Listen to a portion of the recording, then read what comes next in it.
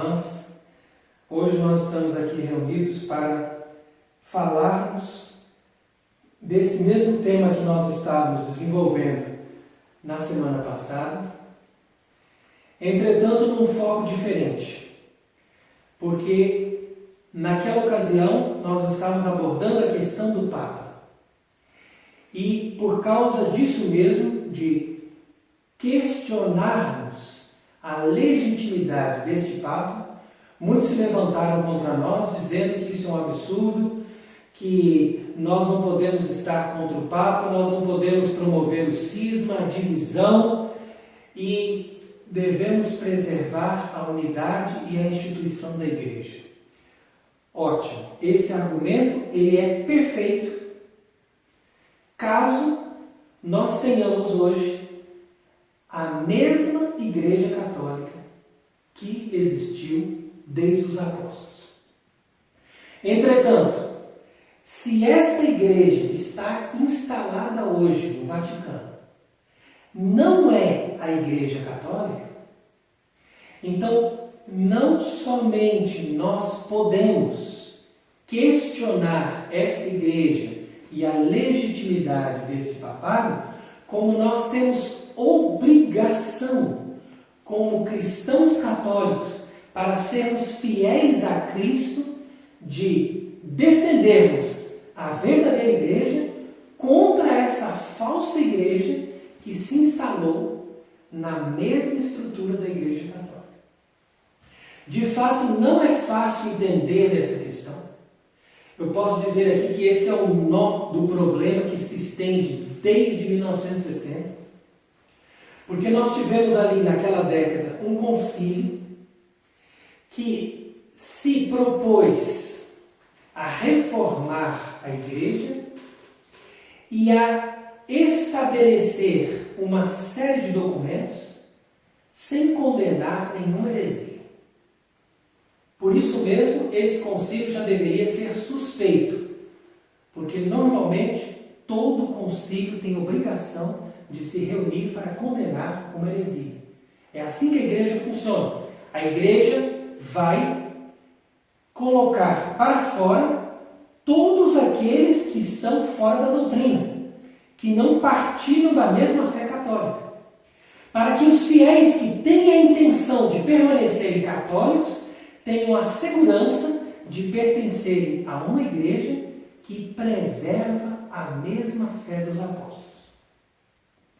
Então, uma vez que o Vaticano II se propôs a fazer um concílio diferente e a não condenar nenhum erro, nós deveríamos desde aí imaginar que alguma coisa estranha estava acontecendo. E é a partir dessa explicação que nós vamos mostrar que num processo, no decorrer de dezenas de anos, nós fomos transformando o rosto da Igreja Católica no rosto de uma nova igreja. E é a partir desses documentos do concílio que nós fundamentamos essa nova igreja, que por sua vez só vai vir à luz e se manifestar plenamente no pontificado de Francisco. E isso não é nada estranho. Isso é um processo revolucionário. Toda a revolução, se você for analisar a Revolução Francesa, a Revolução Russa e mesmo a Revolução Protestante, antes dessas mudanças sociais que a Revolução Francesa implementou, elas têm sempre uma mesma atitude, um método. E qual é o método? Primeiro, você instala o terror. Primeiro, você faz grandes transformações. Depois, você instala um governo moderado que faça ali uma linha de coalizão entre os dois extremos e garante um regime provisório. Depois desse regime provisório, que vai durar pelo menos uma ou duas gerações, foi o que aconteceu, por exemplo, no tempo de Napoleão, você vai instalar o sistema definitivo, que foi almejado por aquela lei revolucionária do princípio, no caso aqui, o Vaticano II, mas que não era possível ser aplicada de uma vez. Então é por isso que as pessoas se confundem, porque elas não entendem a lógica da relação entre o Vaticano II e Francisco, uma vez que elas percebem que Francisco não tem a mesma atitude nem de João Paulo II, nem de Paulo VI, nem de Bento XVI. Mas é preciso observar bem que esses papas, até Francisco, faziam o regime provisório. E é no pontificado de Francisco que nós estamos inaugurando essa nova igreja definitiva, como foi sonhada pelo Vaticano II. Então eu vou explicar isso agora, a partir de citações e documentos, me baseando, sobretudo, nas afirmações de Monsenhor Viganò, que para nós hoje é a referência fundamental, porque ele é um bispo, ele é uma pessoa que teve uma caminhada de igreja dentro dessa estrutura revolucionária, e foi ele que, num processo de conversão, chegou à conclusão que nós estávamos enganados. Então vamos partir aqui dessa última polêmica que ocorreu entre Monsenhor Viganò e um bispo nos Estados Unidos que se chama Robert Barron.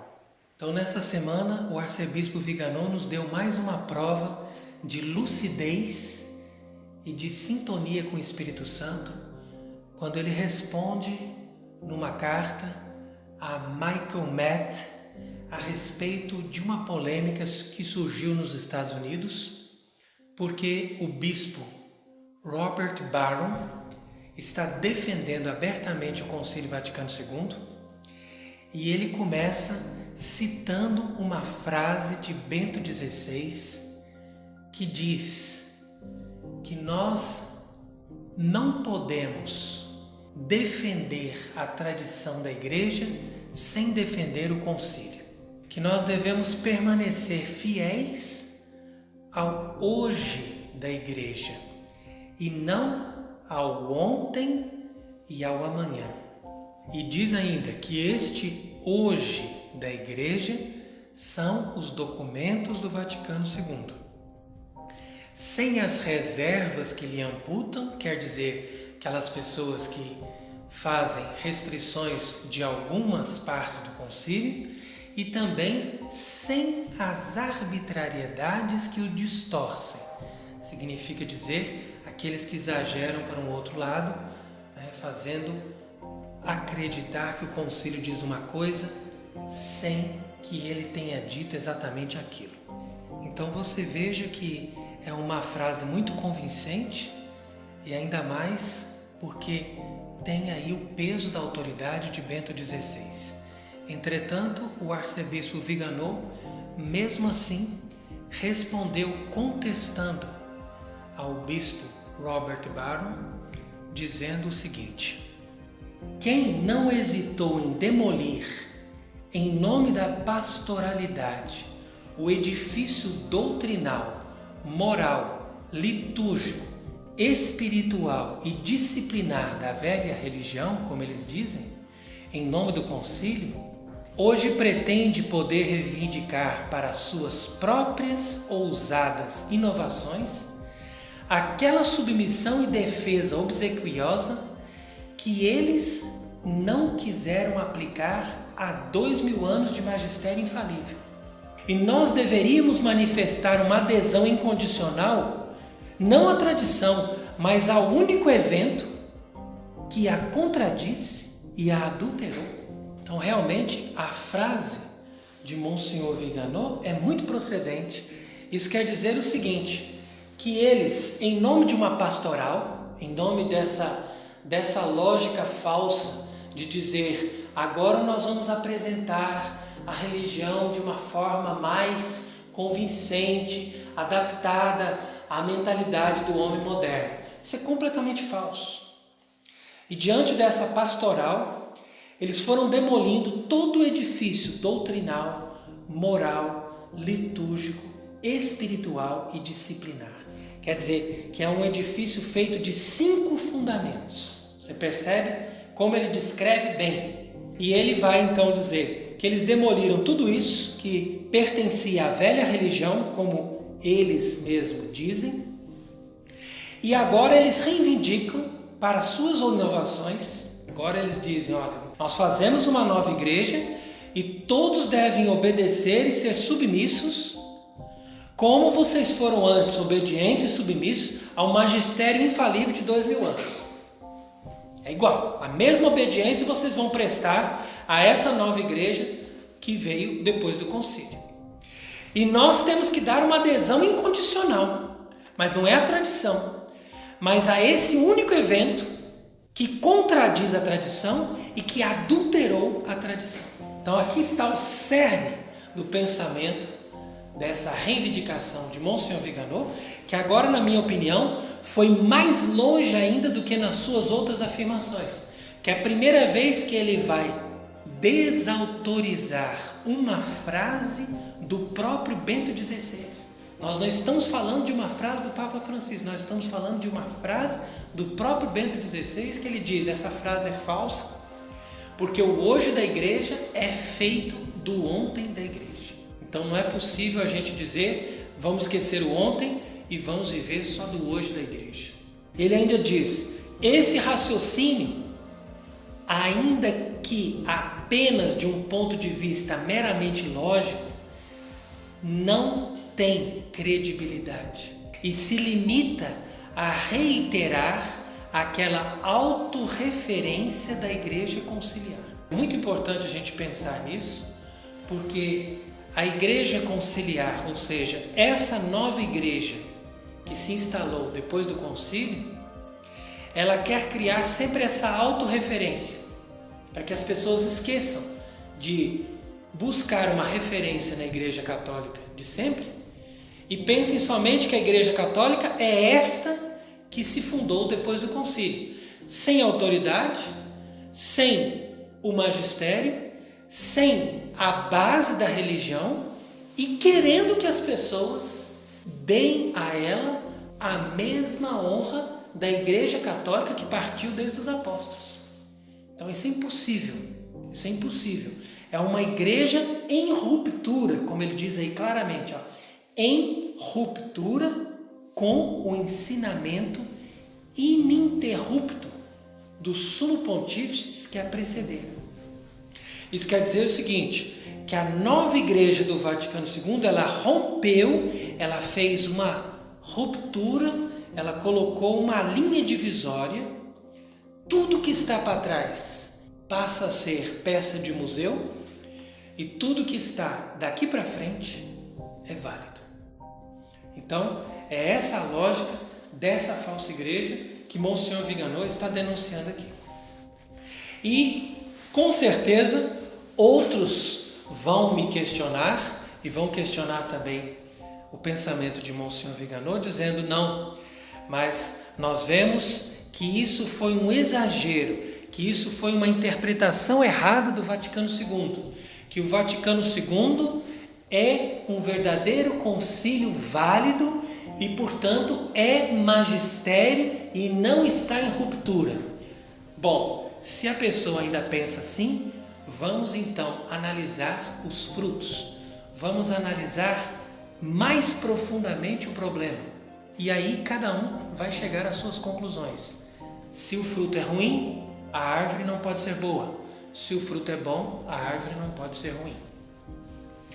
Então, Monsenhor Viganò continua dizendo que é inegável que do Vaticano II em diante foi constituída uma igreja paralela, sobreposta e contraposta à verdadeira igreja de Cristo.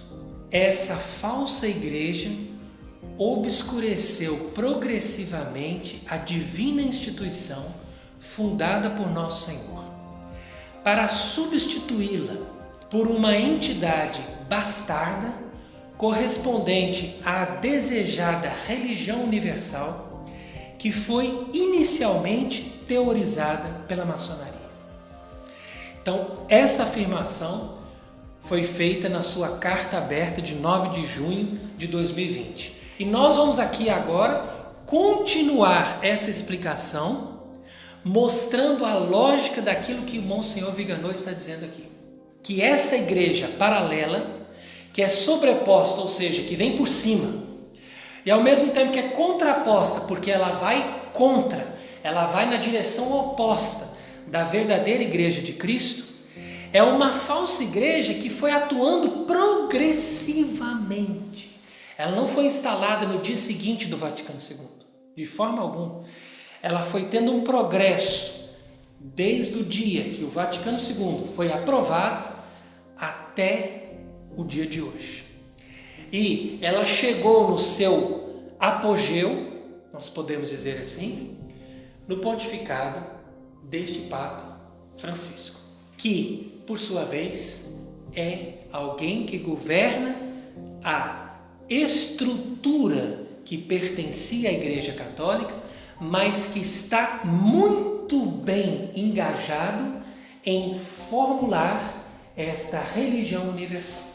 Então a prova daquilo que nós estamos dizendo é irrefutável, é que eles jamais citam o magistério dos antigos papas, eles proíbem e perseguem tudo aquilo que era católico, segundo eles, antes do Vaticano II. Eles não pregam mais o destino eterno das almas, mas eles pregam a felicidade terrena para todos os homens. Essa é a pregação. Ninguém mais fala do inferno, ninguém mais fala da vida eterna, ninguém mais fala de salvar a sua alma. Eles estão de mãos dadas com aqueles que sempre foram os inimigos mortais da igreja. Isso é completamente inexplicável. Esses inimigos não se converteram e ao mesmo tempo estão de mãos dadas com essa instituição.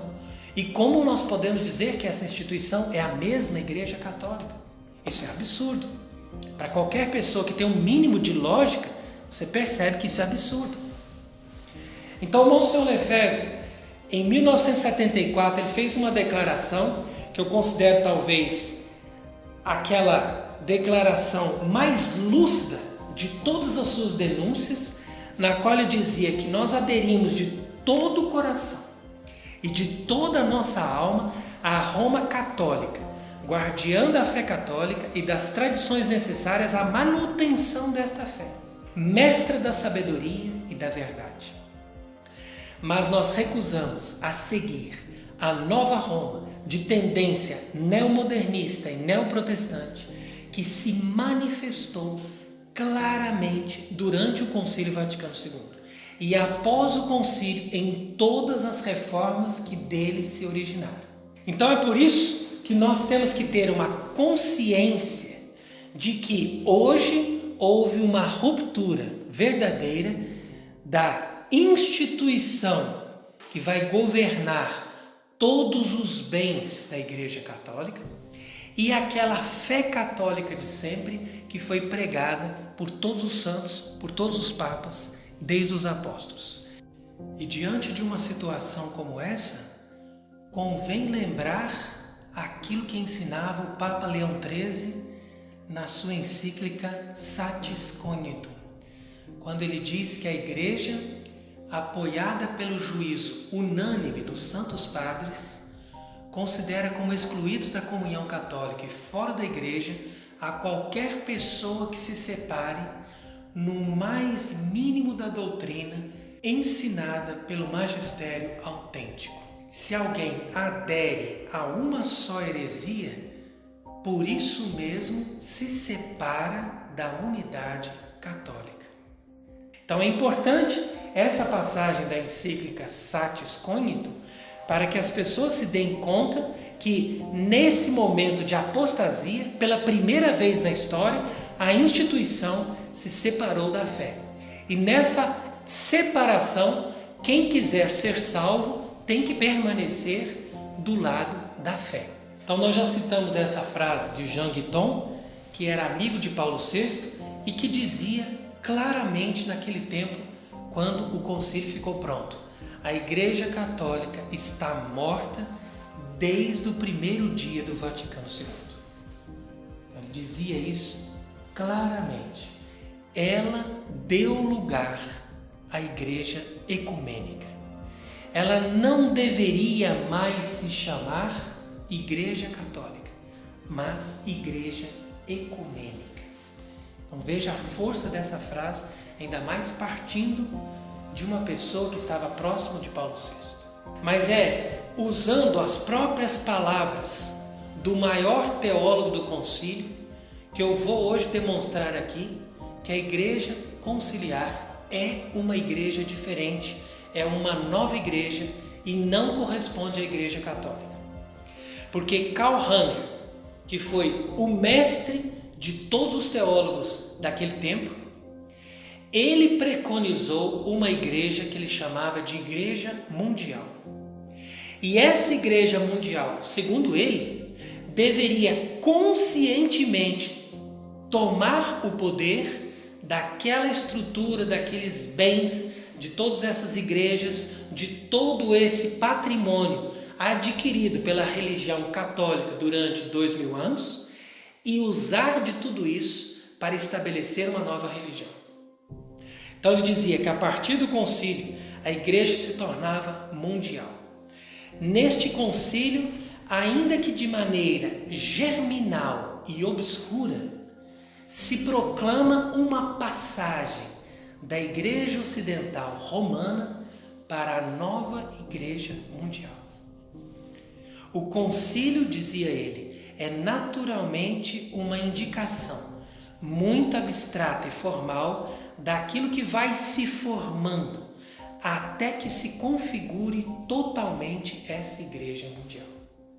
Ora, ele, como todos os outros teólogos do concílio, tinham consciência de que a implantação dessa nova igreja não seria de uma forma ostensiva no dia seguinte do concílio, mas que eles precisariam de muito tempo, eles precisariam do serviço de papas que fossem moderados e conciliadores para levar as pessoas aos poucos ao entendimento que era necessário até o estabelecimento dessa nova igreja. Então é daí que você entende por que João Paulo I foi assassinado, por que João Paulo II quase morreu naquele atentado de 1981 e por que Bento XVI foi obrigado a renunciar em 2013. Porque esses papas, de alguma forma, eles seguravam o avanço dessa igreja mundial. E ao mesmo tempo que eles eram desejados para levar o povo naquela enganação por mais tempo, aquele organismo que atua ocultamente para a implantação dessa falsa igreja não queria que esses papas durassem tanto tempo assim, mas eles queriam manipular os conclaves nos momentos oportunos para avançar mais um passo em direção à revolução completa que nós encontramos hoje. Então ele diz que essa igreja é mundial porque não tem uma centralidade em Roma. As igrejas locais, não europeias, segundo ele, não poderiam ser dominadas por Roma e pela sua mentalidade.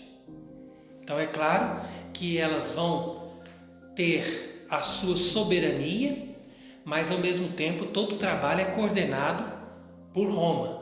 Não, obviamente, pela Igreja Romana, mas por essa Roma neomodernista que era citado por Monsenhor Lefebvre. Então ele diz que a Igreja não pode mais ser simplesmente governada mediante aquela centralidade romana de antes. O episcopado mundial, que antes tinha uma existência modesta, agora assume uma função de autonomia efetiva. O primado magisterial e jurisdicional do Papa é substituído pelo pleno poder do episcopado mundial. Então isso aí é óbvio, é evidente, todos observam que isso acontece hoje claramente. Depois ele diz também, a propósito da liturgia, que era necessário abolir a língua latina cultual. O latim era uma língua própria no campo profano e, por essa razão, era também a língua da Igreja Ocidental na liturgia. O latim não poderia, porém, permanecer como língua litúrgica de uma igreja mundial, porque era uma língua de uma área restrita e particular.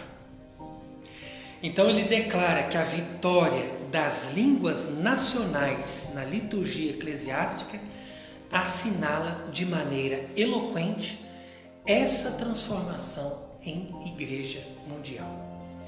Ou seja, quando hoje as missas são celebradas na língua do povo, então você pode dizer, isso é a vitória dessa nova igreja mundial que o concílio quis implementar.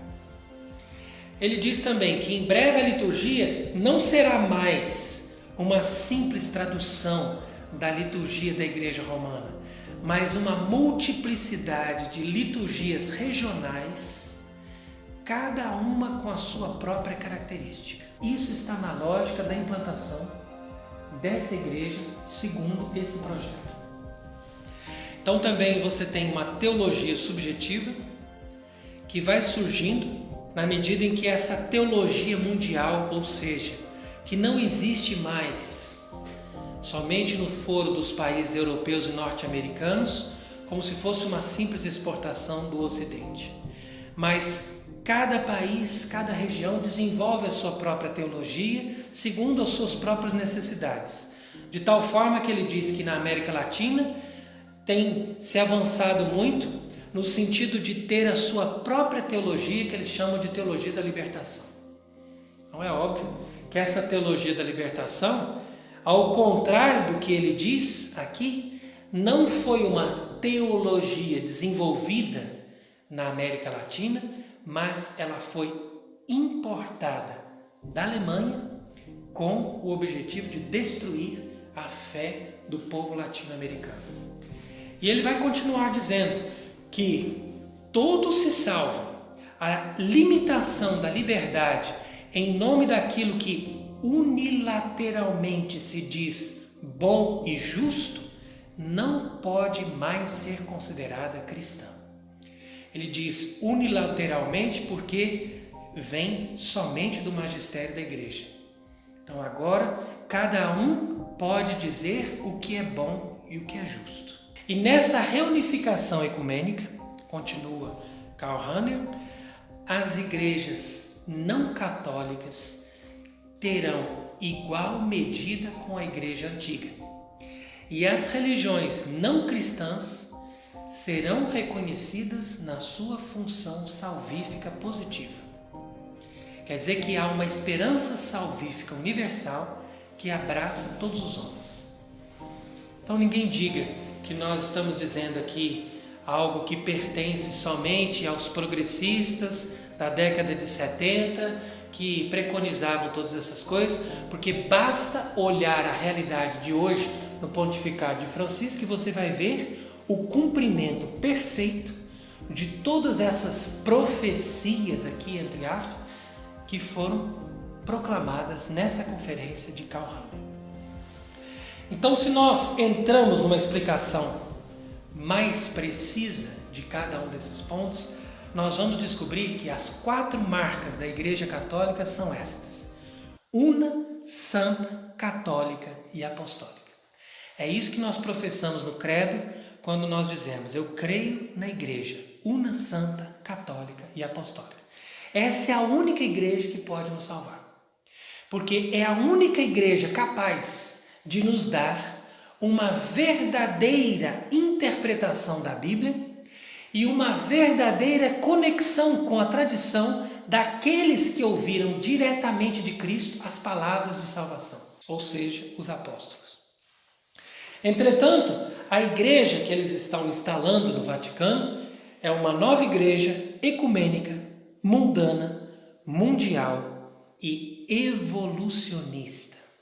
Então vou explicar o que significa cada uma dessas 4 marcas desta nova igreja.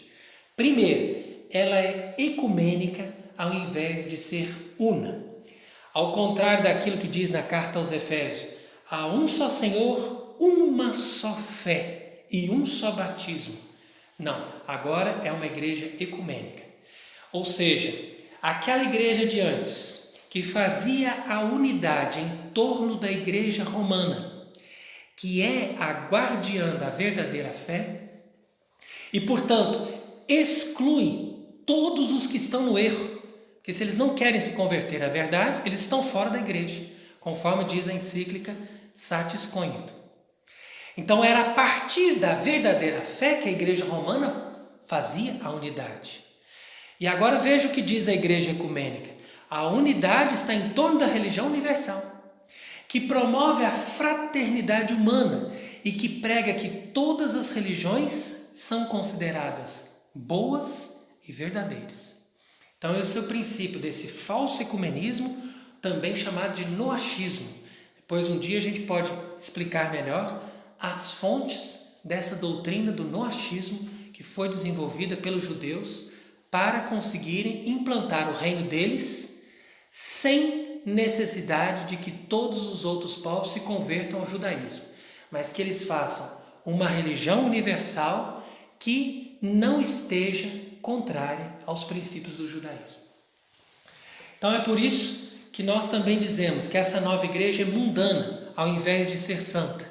E a carta de São Tiago diz claramente que quem quer ser amigo do mundo é inimigo de Deus.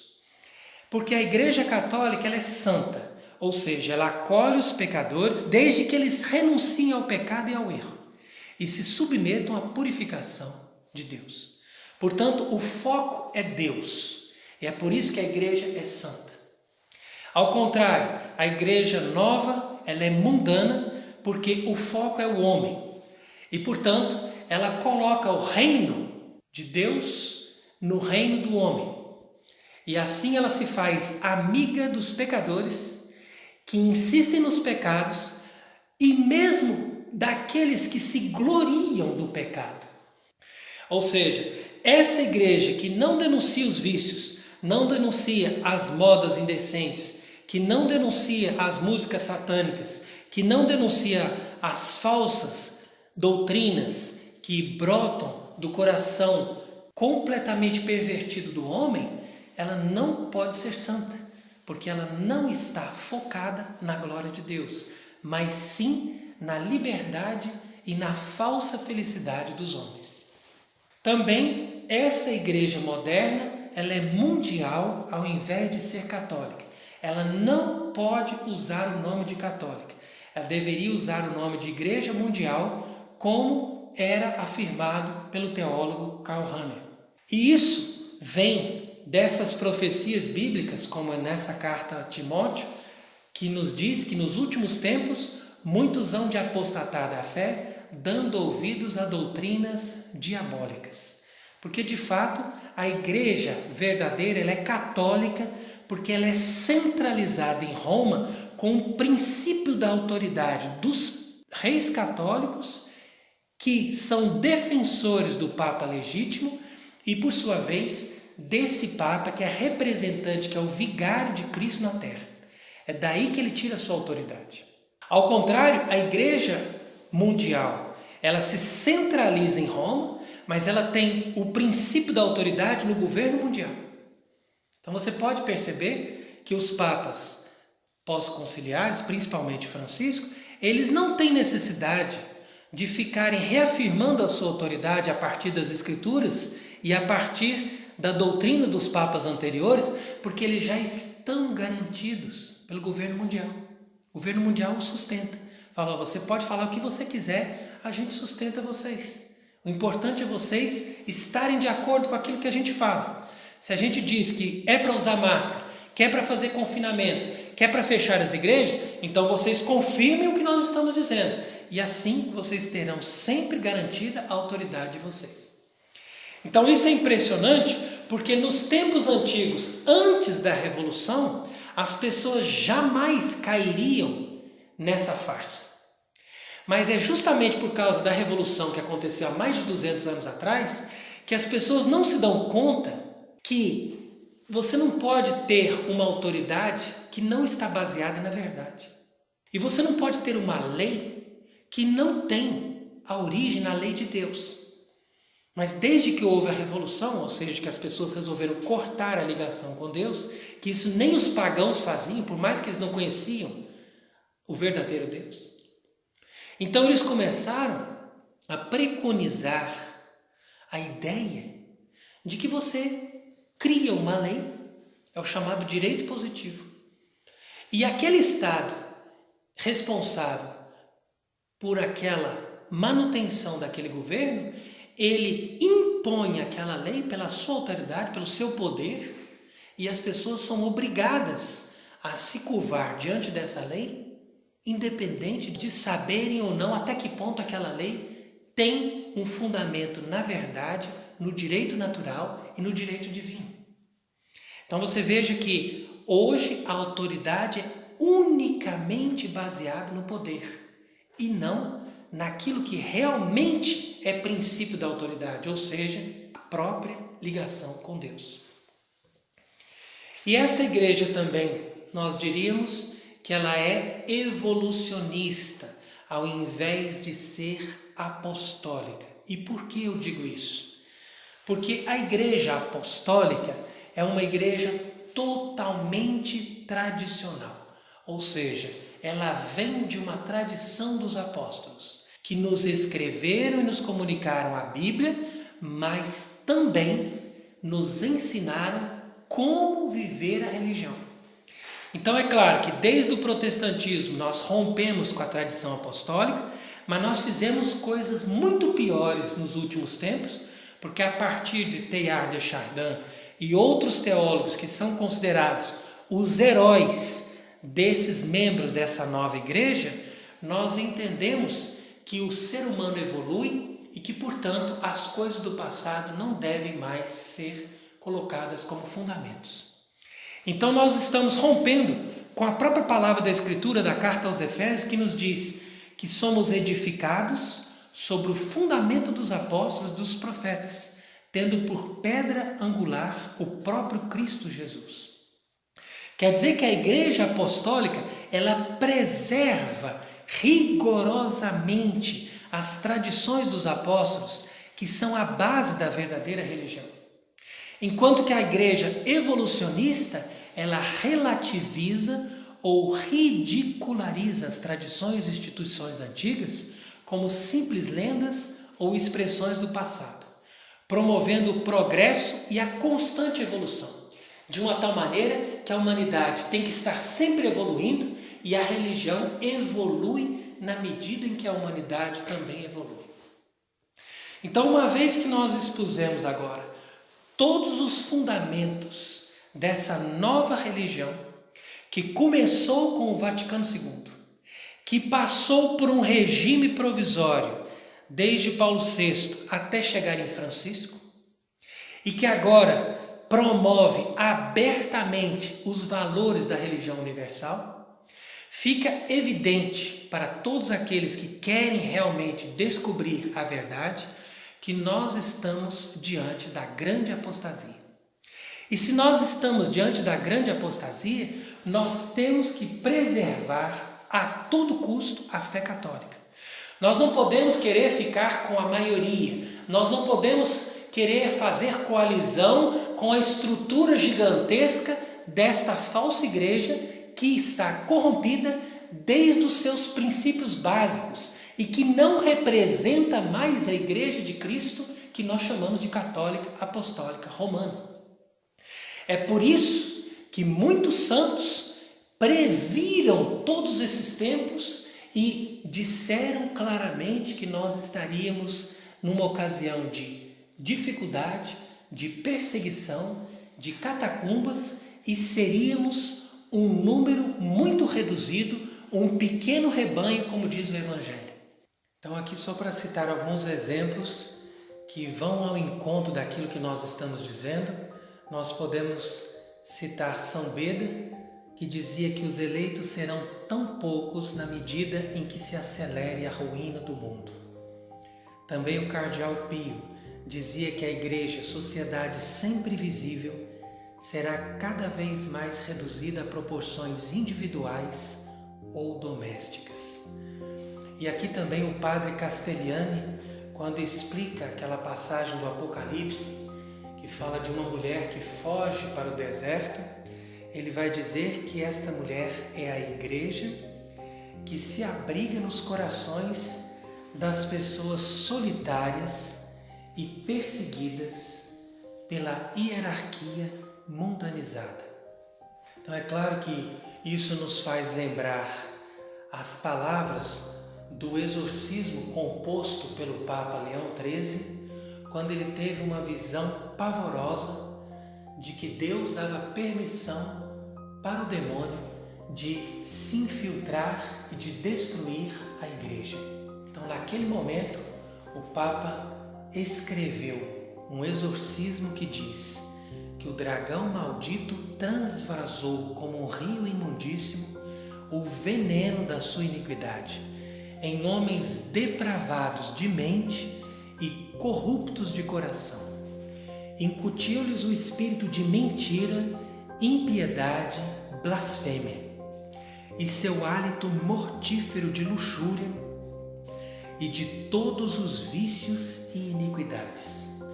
Quer dizer que aqui nós podemos dizer que o Papa teve essa visão profética dessa situação horrível da igreja que está hoje corrompida pelos mais terríveis vícios, ou seja, homossexualismo e pedofilia. E foi justo por se deparar com a quantidade absurda de pedofilia nos Estados Unidos que o arcebispo Viganò decidiu denunciar toda essa bandalheira, e ele começou esse movimento exatamente por causa disso, por causa da sua indignação diante de tantos escândalos. E assim continua o exorcismo de Leão XIII. As hostes astuciosíssimas encheram de amargura a igreja, esposa imaculada do Cordeiro, e inebriaram-na com absinto. Puseram-se em obras para realizar todos os seus ímpios desígnios. Ali onde está constituída a sede do Beatíssimo Pedro e a cátedra da verdade para iluminar os povos, ali colocaram o trono de abominações da sua impiedade, para que, ferido o pastor, dispersassem as ovelhas. Então você percebe, analisando as palavras proféticas do Papa Leão XIII, que quando Nosso Senhor promete que as portas do inferno não prevalecerão sobre a igreja, Ele não quis dizer com isso que a igreja não seria infestada de todos os seus inimigos. Mas Ele diz ao contrário, que uma vez possuída e uma vez completamente eclipsada por uma falsa igreja, essas portas do inferno, ou seja, esses poderes satânicos, não triunfariam completamente sobre ela, de tal maneira que ainda sobraria um resto que um dia estaria restaurando a verdadeira igreja com a verdadeira fé católica. Então é por isso também que Nosso Senhor dizia aos seus discípulos: quando o Filho do Homem voltar, encontrareis a fé sobre a terra? Quer dizer, uma questão muito procedente que agora se torna mais do que nunca atual, porque a fé que ele se refere é a verdadeira fé católica. Então, quanto mais essa verdadeira fé católica está extinta da face da terra, mais se aproxima o dia da vinda do Filho do Homem. Então é por isso que eu convido todos aqueles que nos ouvem e que estão interessados em escutar a verdade, que façam uma profunda reflexão a partir dessas palavras e desses elementos que nós aqui apresentamos, para que não caiam nas armadilhas do inimigo. Antes de você fazer a pergunta, o que eu devo fazer? Você deve se perguntar, o que eu não posso fazer? Porque é mais fácil primeiro nós identificarmos aquelas coisas que nós não podemos estar de acordo, para que uma vez renunciando a tudo aquilo que não vem de Deus, a própria providência divina esteja nos guiando para sabermos os caminhos e os passos que devemos trilhar a fim de sermos fiéis a Jesus Cristo e à sua verdadeira igreja. Então a questão não é de estar participando de uma igreja, não é de estar recebendo sacramentos, mas agora o verdadeiro fiel ele tem que ter uma força muito maior para discernir tudo isso e, uma vez entendendo essa situação, tomar uma atitude firme de resistência ao erro e, ao mesmo tempo, de aderir à verdadeira fé e se aprofundar na verdadeira fé e na verdadeira espiritualidade para resistir a todas essas manobras do inimigo que nesse momento se tornarão cada vez mais evidentes e cada vez mais violentas. Portanto, convido a todos a olhar com confiança para o Imaculado Coração de Maria e é diante dele que nós devemos fazer a consagração de todo o nosso ser, da nossa família, de tudo que nós temos e de tudo que nós somos. Porque nós nos confiamos a Nossa Senhora, uma vez que nós entendemos que ela é a comandante desse combate contra a antiga serpente, contra Satanás e contra todos os poderes malignos que ocuparam a Igreja de Cristo para levar as pessoas à perdição e para organizar essa nova ordem mundial que vai ser, em pouco tempo, o reino do Anticristo. Então, que Deus nos conceda a graça de sermos fiéis e perseverarmos até o fim, uma vez que somos conscientes que hoje nós somos a sua verdadeira igreja e Ele nos dará a sua recompensa no dia da sua vinda. Que Ele seja bendito para sempre. Amém.